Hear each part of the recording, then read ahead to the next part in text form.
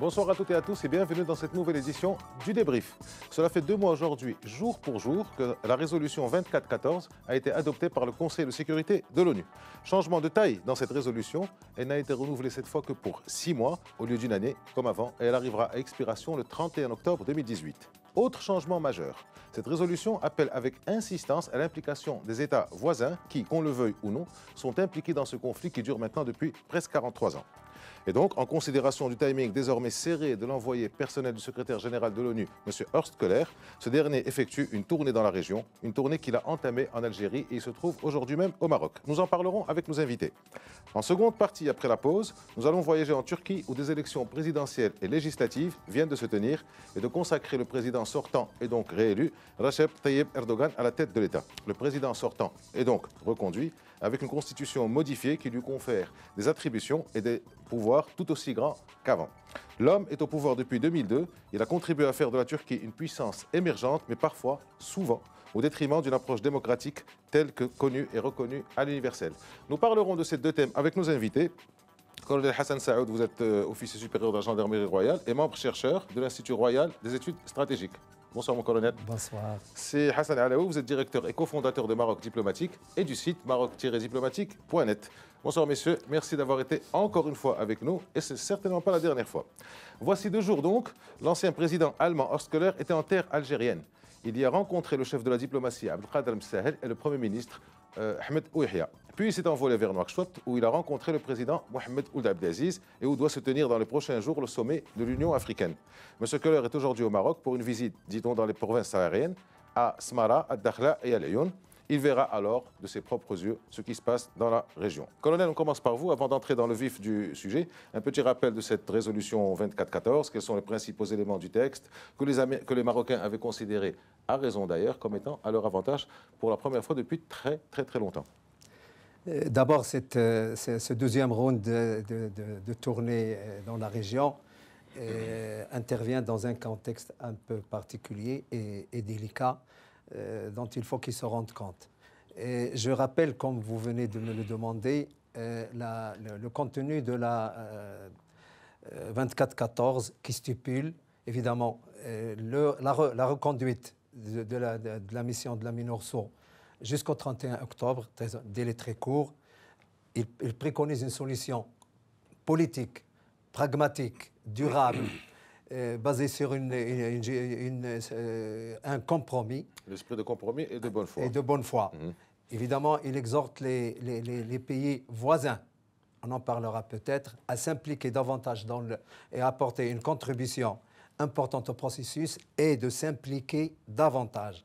Il s'inquiète évidemment de toutes les observations concernant le cessez-le-feu et il va discuter avec les parties prenantes pour comprendre pourquoi.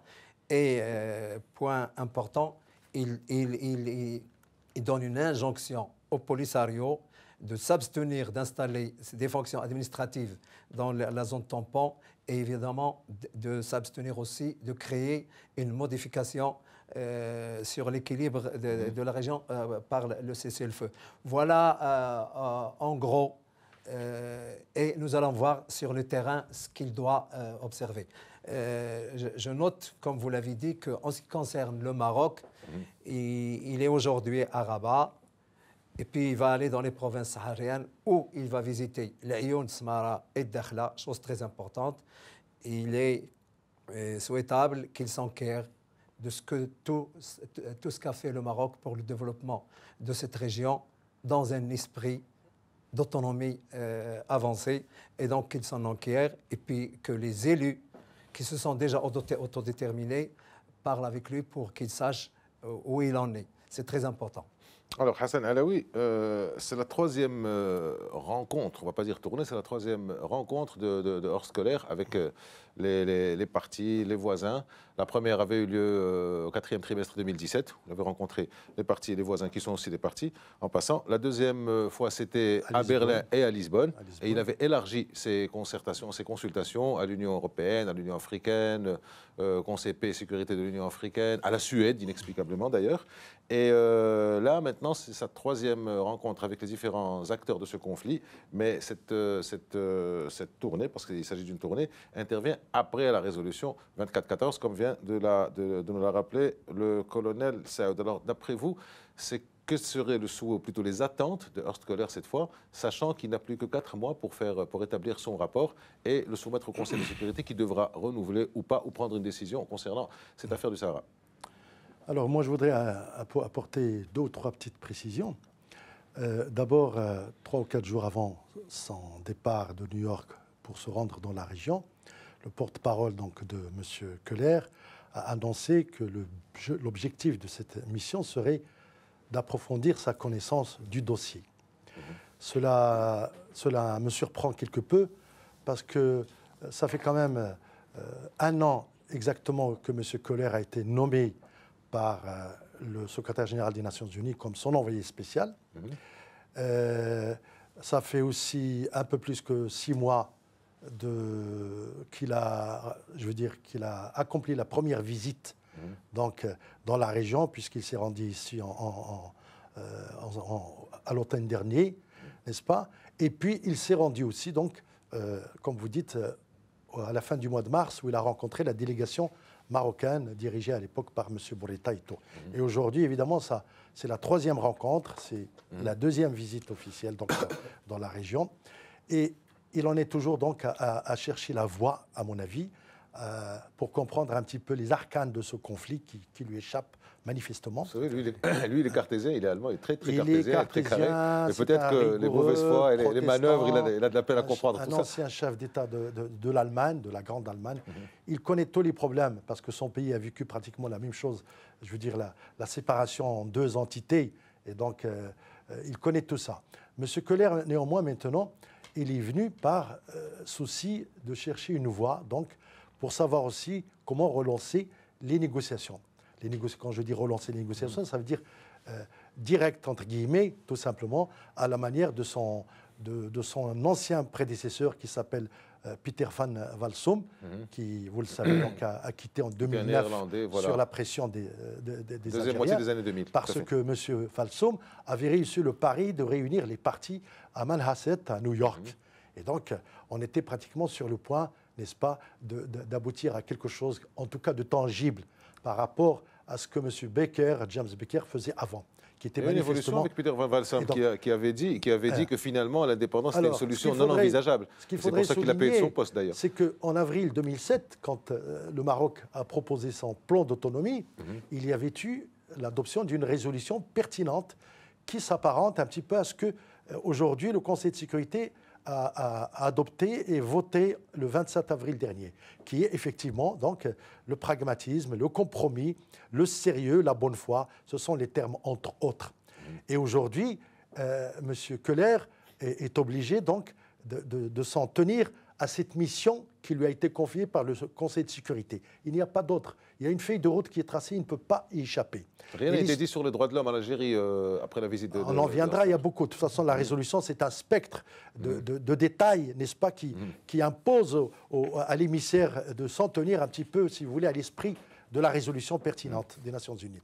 Et aujourd'hui, il en est là. Il faut absolument qu'il voie, si vous voulez, une sortie plutôt plausible du côté, si vous voulez, du gouvernement algérien, qui est la principale partie impliquée, la principale partie, je veux dire, concernée, n'est-ce pas, intéressée, puisque le langage a changé au niveau de la diplomatie algérienne depuis maintenant 44 ans exactement. On est passé d'intéressé à impliqué aujourd'hui, concerné, parce que c'est ça. C'est pour ça que le texte de la résolution 2414 insiste et exhorte les partis, si vous voulez, le voisinage, en l'occurrence l'Algérie et la Mauritanie, d'apporter leur soutien à une solution aujourd'hui.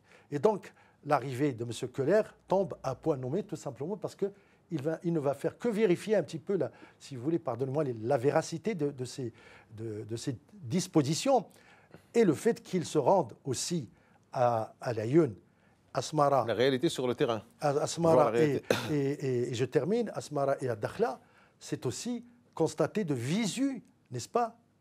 C'est un homme pragmatique de constater de visu un petit peu l'effort colossal que le Maroc a fourni depuis 43 ans.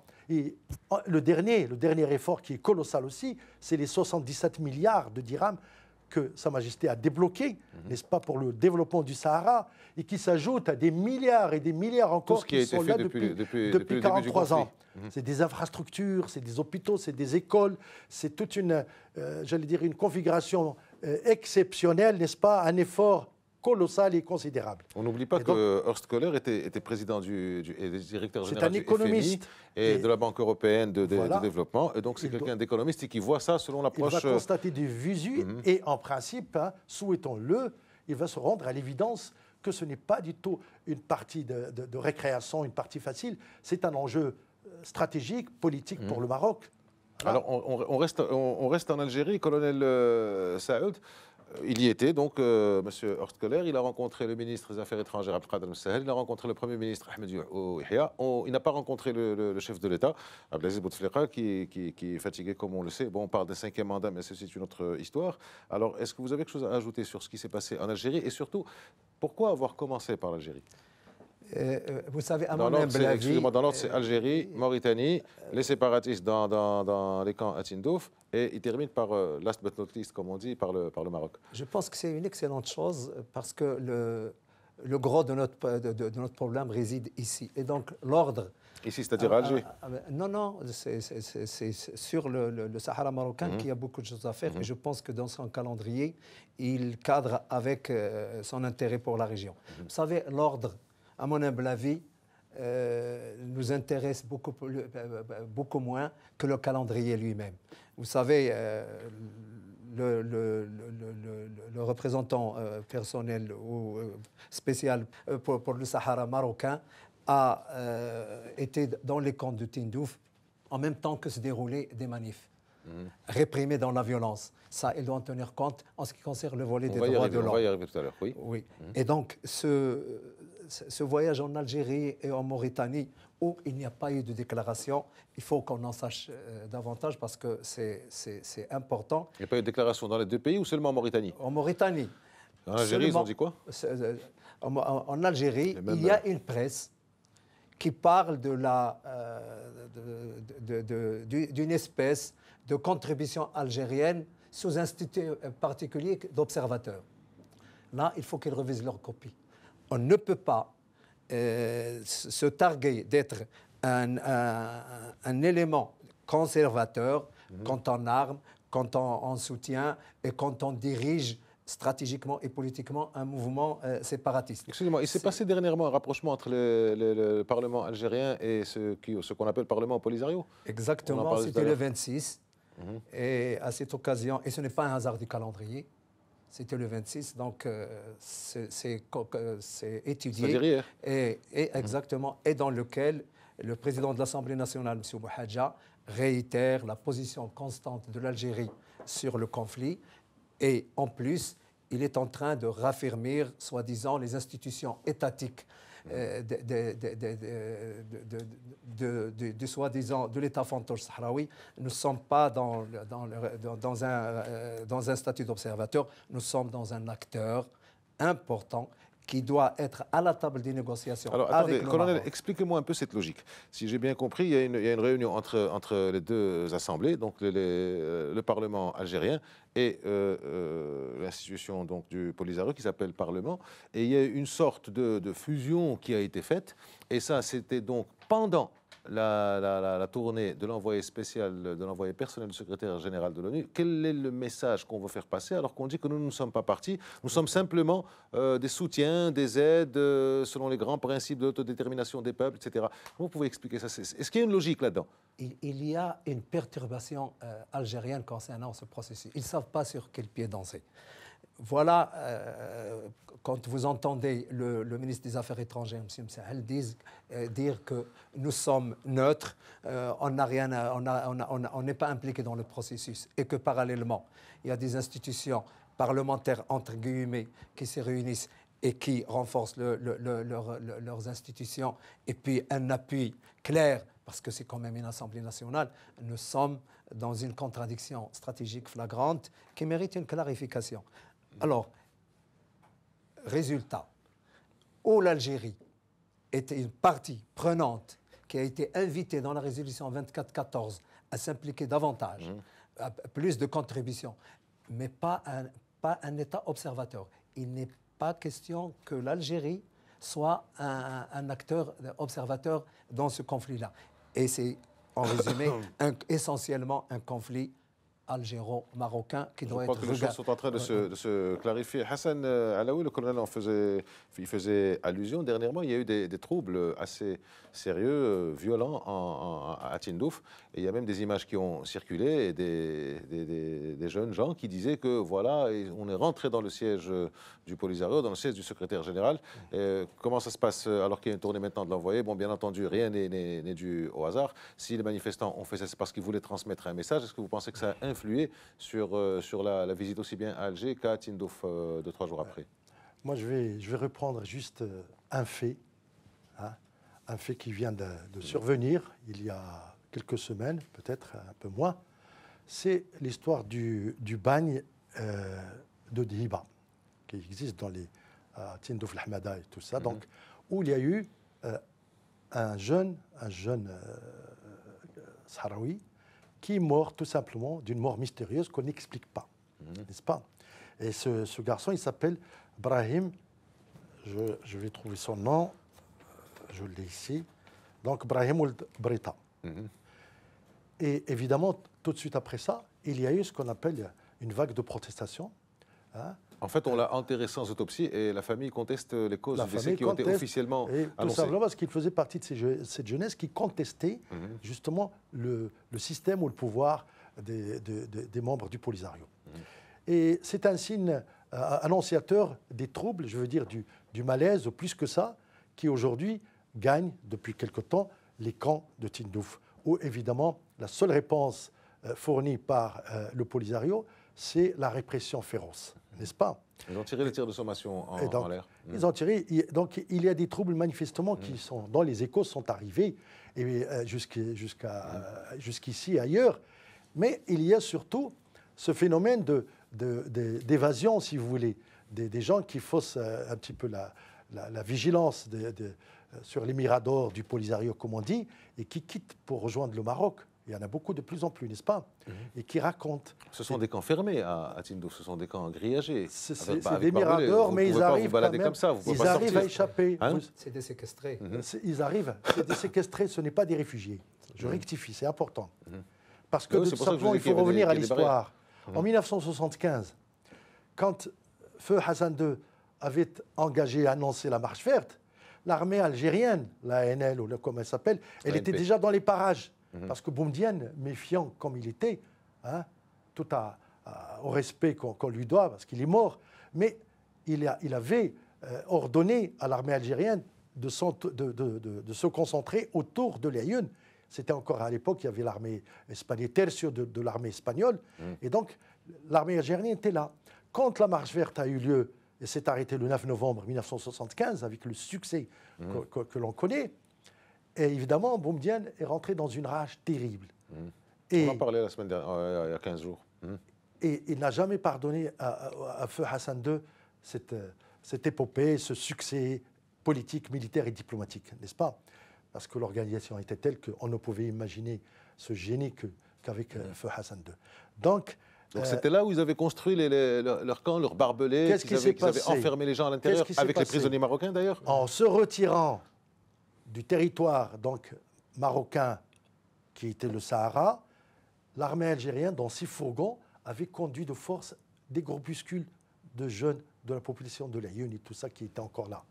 Ils n'étaient pas nombreux, on peut les compter sur les doigts de la main. Entre-temps, ils ont fait des enfants qui ont actuellement moins de 40 ans. Je vais vous expliquer rapidement. Mais rapidement, parce qu'il faut passer à la Mauritanie. Ils ont ramené avec eux 3 000 ou 4 000, je dirais même voire 5 000. Qu'est-ce que c'est?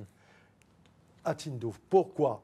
Pour justement les installer sous des tentes et reproduire le phénomène que l'on a connu par rapport à la population palestinienne. C'est donc entre guillemets des réfugiés installés. C'est ce qu'ils voulaient faire. C'était, disons, ils ont fait ça installer dans des tentes. Mais ça, c'était une séquestration, puisqu'ils ont pris. Vous dites qu'ils ont pris des gens. Moi, j'ai vécu ces événements parce que tout de suite après, la presse internationale venait, soi-disant, pour constater de visu ces réfugiés. Mais on ne pouvait pas les approcher, n'est-ce pas? Ces réfugiés qui étaient fabriqués tout simplement. Un réfugié, en général, Qu'est-ce qui s'est passé recensé après? par le Donc, comme il n'était que 5 ou 6 ou 6 000, n'est-ce pas? Alors que la grande l'unanimité, la majorité des Sahraouis sont restés dans le territoire, n'est-ce pas, Ici, marocain, au Maroc, ici, oui. n'est-ce pas? Qu'est-ce qui s'est passé? Au bout des années qui se sont suivies, il y avait ce qu'on appelle le phénomène des sécheresses. Je dois dire ça, les sécheresses endémiques des années 80-90.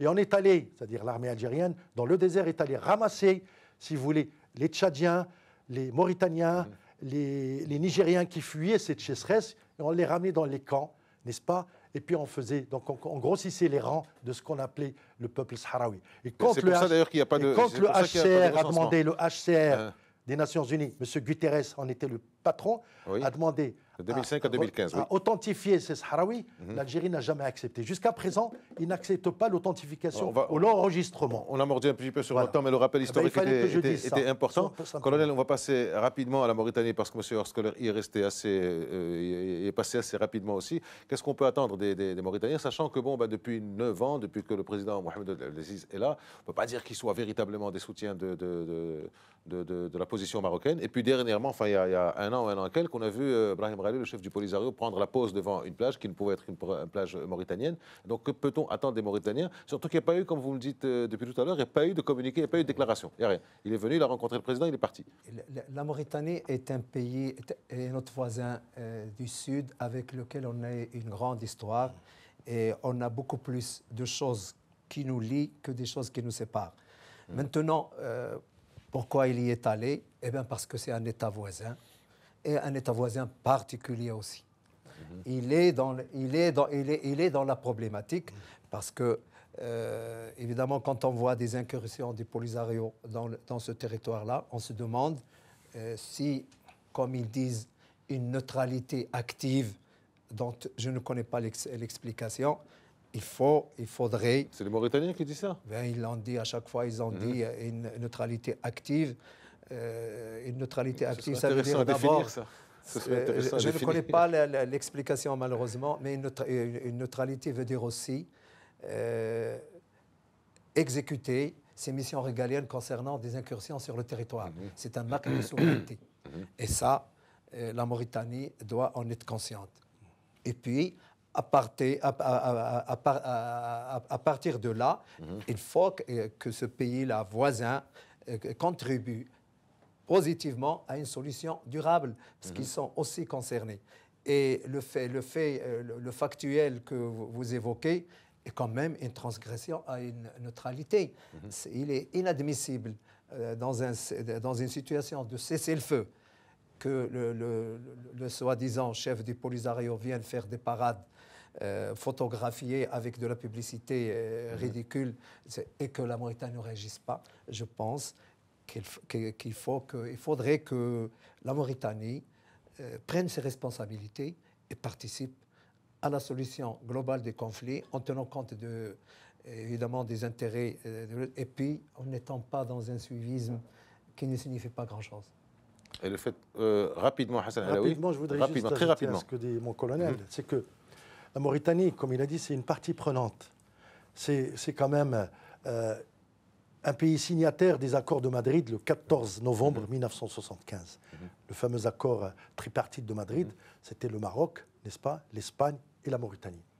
Et la Mauritanie, bien sûr, elle n'a pas résisté aux assauts du Polisario à l'époque, financés par le gouvernement algérien.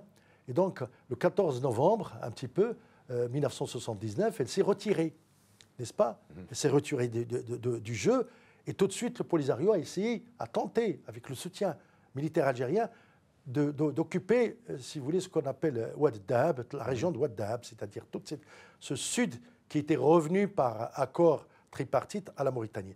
Et donc le Maroc a repris finalement ces territoires en appliquant son droit et le droit international qui est celui de protéger sa frontière sud, n'est-ce pas? À partir du moment où l'un des signataires de l'accord tripartite s'en est retiré, donc... le Maroc, d'ailleurs, c'était dans les accords implicites. N'oubliez pas que la relation maroco-algérienne, c'est une relation compliquée. Elle était pratiquement...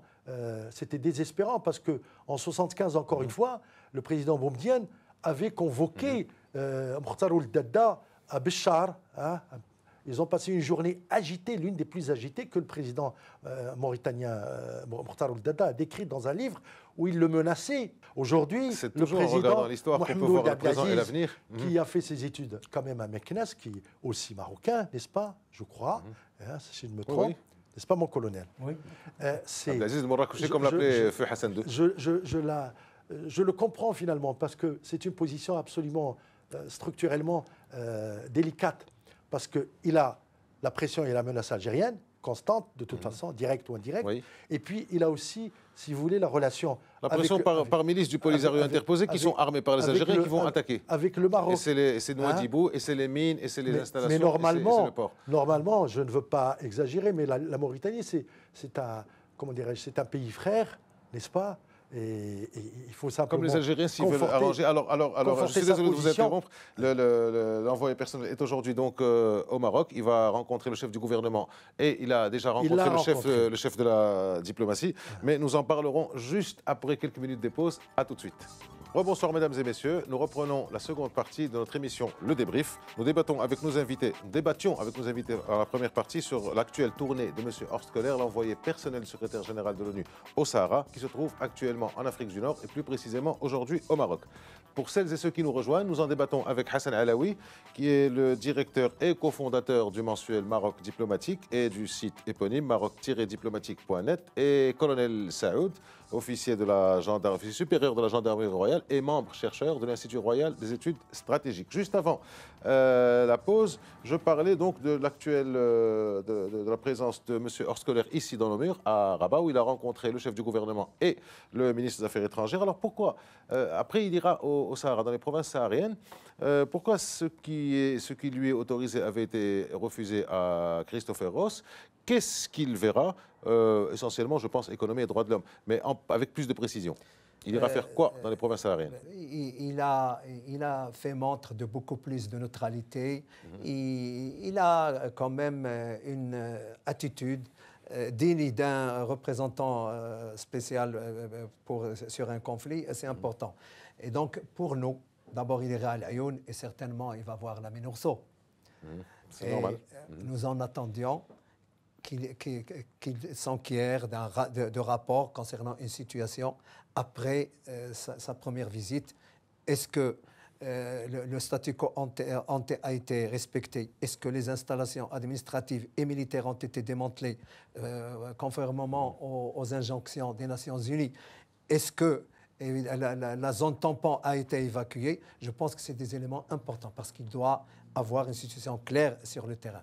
Ensuite, il est normal qu'il regarde tous les projets structurants que le Maroc a réalisés dans nos provinces sahariennes en prévision de notre proposition d'autonomie avancée parce que c'est très important.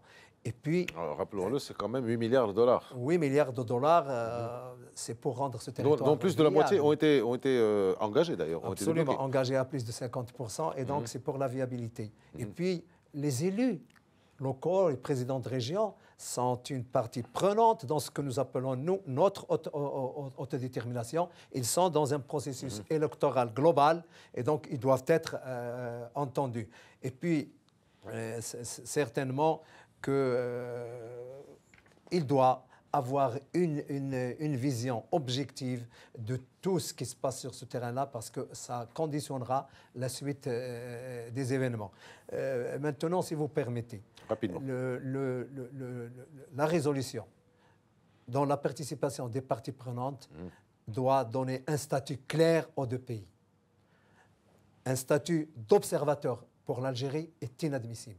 Ils doivent être à la table des négociations. État voisin, ils appellent ça État voisin. Mais bon, je pense que c'est en train de devenir de plus en plus. Il n'y a pas de partie prenante, il y a l'Algérie. Et ça, si le représentant spécial des Nations Unies sur le Sahara marocain n'admet pas cette chose, je pense qu'on n'ira pas très loin. Alors, Hassan Alaoui,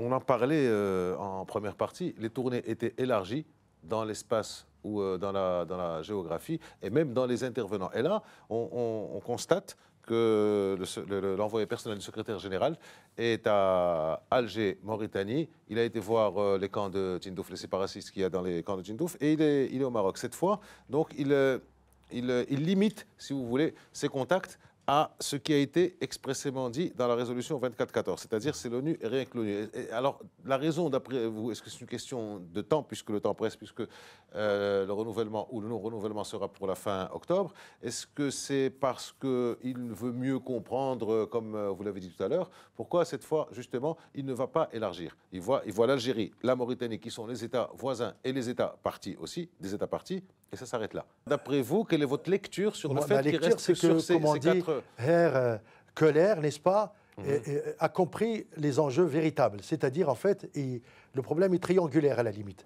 C'est-à-dire le Maroc, l'ONU et l'Algérie. C'est tout simplement comme m'a dit mon colonel. C'est ça, aujourd'hui, le problème. Donc, il n'a que 6 mois. Et 6 mois, pourquoi? Tout simplement, je le rappelle ici, parce qu'aujourd'hui, les enjeux sont strictement, mais vraiment enserrants, si vous voulez. C'est-à-dire rédhibitoires. Pourquoi? Parce que, par exemple, la mission de la MINURSO, elle est en position de faiblesse très, très, très affectée aujourd'hui, parce que l'un des pays majeurs qui fournit un petit peu, c'est les 52 millions de dollars que coûte millions de dollars que coûte la MINURSO. L'un des pays qui fournit la partie la plus importante et significative, c'est aussi, entre autres, les États-Unis. Or, Trump, qu'est-ce qu'il a décidé dernièrement?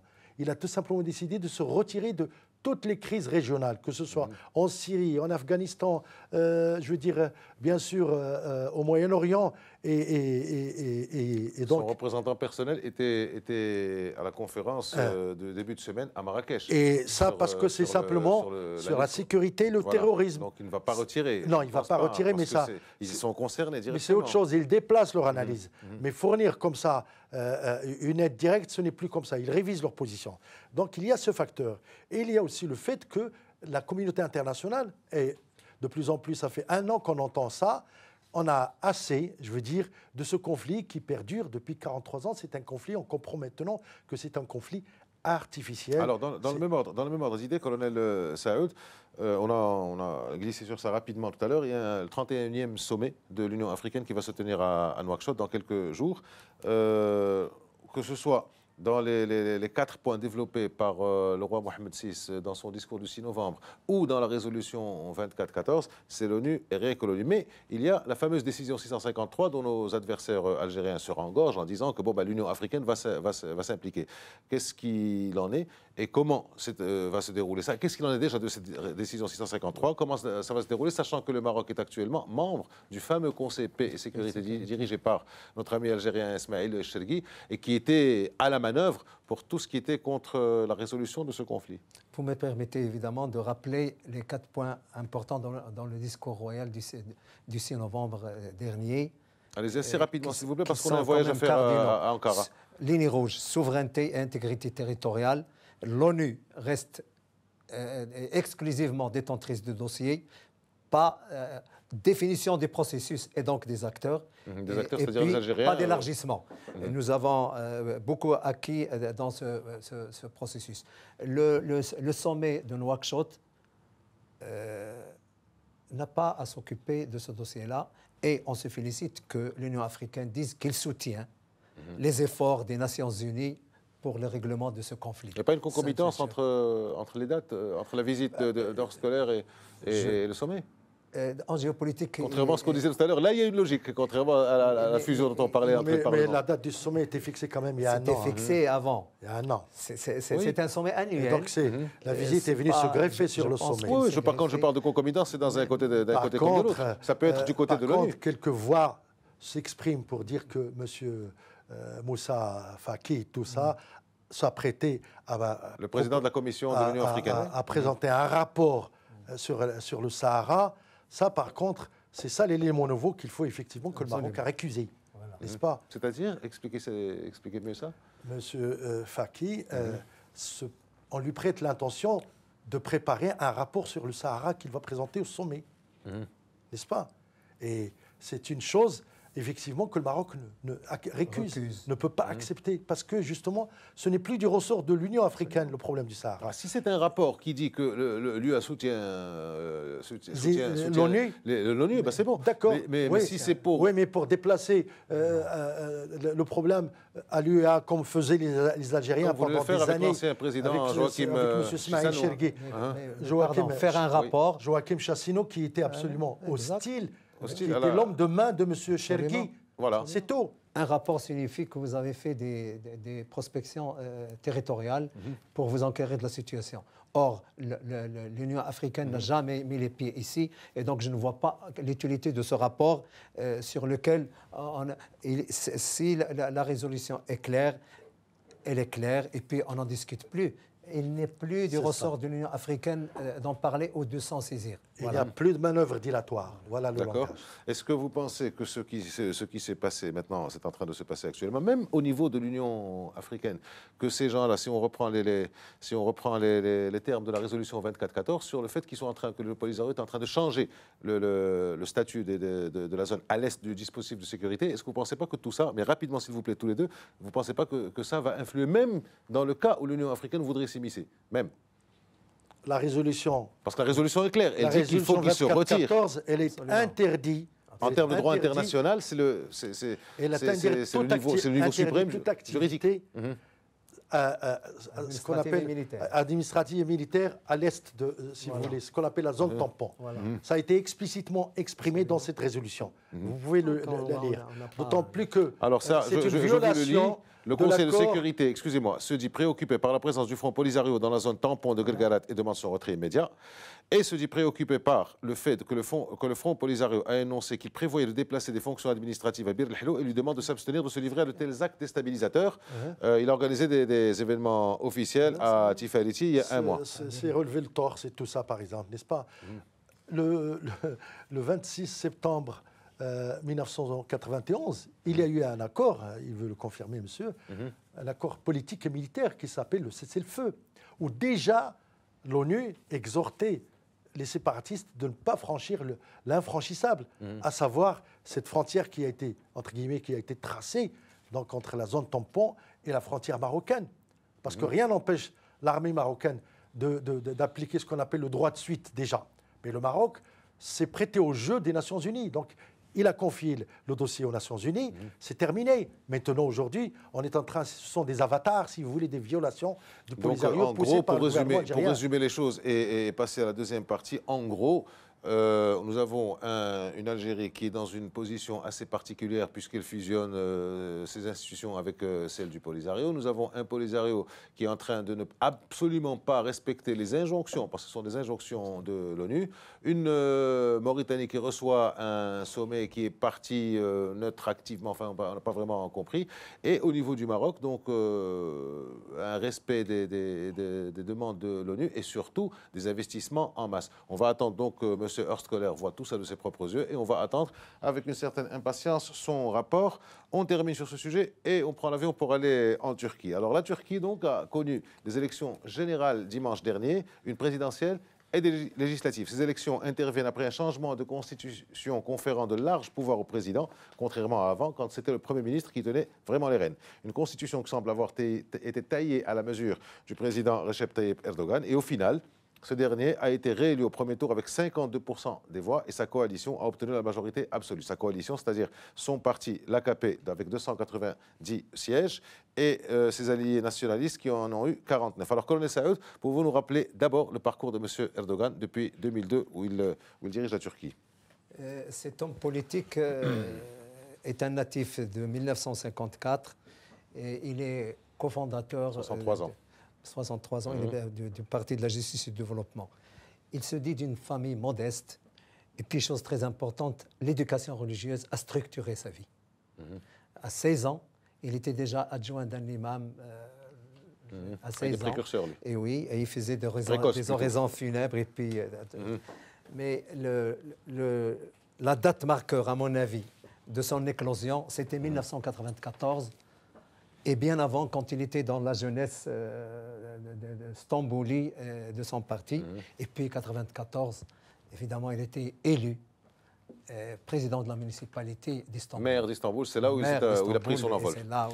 Donc, un élu territorial qui a conquis un territoire, et ça fait partie de son ascension faramineuse, une ascension fulgurante.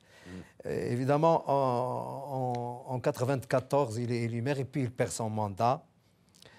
Et quand il fonde le Parti Justice et Développement en 2001, à la suite de ça, il obtient la majorité absolue au Parlement. Mais il était inéligible. Parce qu'il a passé une période en prison. Et donc, c'est Abdullah Goul qui avait pris sa place. Enfin, qu'il avait tenu occupé le fauteuil le temps qu'il arrive. On a arrangé les choses pour qu'il en soit ainsi. Et il faut rappeler aussi qu'il a fait de la prison.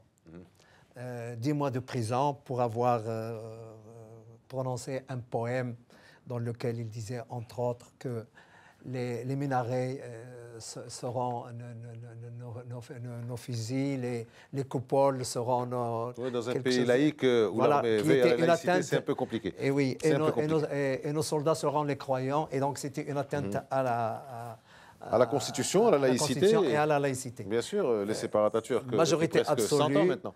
Et puis, il continue. il avait le mérite, mais c'était à dessein d'instaurer l'élection au suffrage direct d'un président. Pour aller succinctement, il l'a fait. Il a été Premier ministre d'abord. Et puis, de 2003 jusqu'à 2014, c'est très important. C'est une longévité importante. Et puis, élu président. Et là, il a commencé à faire des réformes constitutionnelles importantes. Pour transférer les pouvoirs de la primature, de la présidence du Conseil à la présidence. C'est-à-dire pour garder les pouvoirs, quoi, lui. Il garde des pouvoirs parce qu'il y a des éléments importants. Alors Hassan Alaoui, merci Hassan Alaoui. Il y avait plusieurs scénarios possibles pour cette élection, du pire au meilleur. Le meilleur, en fait, c'est ce qui est arrivé dimanche dernier, parce qu'il a été élu au premier tour, Erdogan, avec une majorité absolue à la Chambre. Mais, à y regarder de plus près, malgré un taux de participation record, pratiquement à 90%, mais est-ce qu'on ne peut pas voir un début de recul de l'AKP, c'est-à-dire du PJD? Parce que jusque-là, c'était le PJD qui gouvernait tout seul, le PJD turc, l'AKP, qui gouvernait tout seul. Là, il est obligé d'avoir quand même un solide renfort de la part des nationalistes. Est-ce que ce n'est pas l'étoile d'Erdogan quelque part qui pâlit? Alors, malgré son succès. Le plus important dans cette élection, c'est que c'est une élection qui était prévue dans 1 an et demi. Elle a été précipitée, anticipée. Pourquoi? Donc, on posera la question, puis on essaiera. Ça confirme, c'est peut-être parce qu'il voyait sa popularité s'éroder, qu'il voulait y aller avant. En général, c'est pour ça qu'on fait des élections anticipées. On va poser la question, puis on va essayer de répondre. Deuxièmement, ce n'est pas une majorité absolue. Il a été élu, ça confirme ce que vous dites, c'est dit. C'est qu'il n'y a que 52,5%. Ce n'est pas 60 ou 65%. Tout à fait. N'est-ce pas? Donc, là aussi, influence érodée. N'est-ce pas? Et puis, il y a un contexte, je veux dire, sur fond d'une grande crise économique. Maintenant, l'inflation, elle est à 2 chiffres quand même. On peut pas. Mais c'est une question vraiment de crise économique très, très grave. Et le peuple turc est en train, si vous voulez, de subir le coup de fouet de cette économie qui est devenue branlante, tout simplement. Ensuite, il y a le contexte stratégique et politique. De plus en plus, si vous voulez, il y a une ambiguïté, c'est que M. Erdogan est en train de se rapprocher beaucoup plus qu'on imaginait avec la Russie de Poutine. Ils sont très liés. Le premier qui a appelé pour féliciter Erdogan, c'est quand même Vladimir Poutine. Avec lequel il avait une crise très sérieuse. Ils ont vécu 1 an de crise parce qu'il y a eu l'histoire de l'avion russe abattu par un de chasse. Et aujourd'hui, ils ont un enjeu, c'est le soutien, en principe, le soutien inconditionnel à la Syrie de Bachar al-Assad, sauf que la Russie est engagée fortement et la Turquie, elle est aussi engagée, mais timidement. Donc, c'est tout un jeu, si vous voulez, qui nous incite à nous interroger sur le pourquoi de cette popularité d'Erdogan, est-ce qu'elle vient véritablement de son action? Parce qu'il a quand même contribué à faire de son pays une puissance, un grand pays, dans la 20e puissance économique mondiale, ou alors à son populisme et à sa capacité à tenir tête aux puissances occidentales? Eh bien, il est tout ça à la fois.